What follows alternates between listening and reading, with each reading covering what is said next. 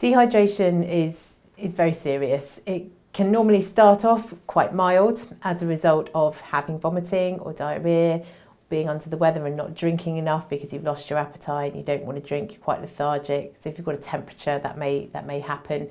It can also happen with illnesses such as liver disease, kidney disease, anything where your organs aren't working properly, you won't be absorbing and utilising the water that you take in properly.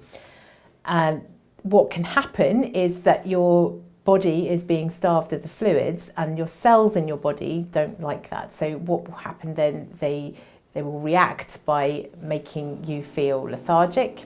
You can sometimes feel quite sick with that as well because you're not getting that fluid intake. You may find when you look at your dog that they have what's called a skin tense, so they lose the elasticity of their skin, and when you pull up the little skin on the back of their neck, it should just sink straight back down again because it's well hydrated.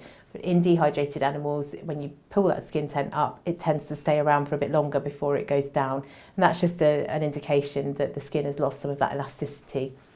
The other thing you might find when you look underneath their lip, that their gums may look a bit dry, a bit sticky, a bit tacky, and that's another clue that they may be dehydrated. If you are used to how your dog's gums look like and how your dog's coat looks like, then you will notice if there's a change, and that's important to know what's normal so you can then pick up what's abnormal and relay that to the vet if you're phoning them with a concern. If they are dehydrated and it's true dehydration, you need to correct that quite quickly.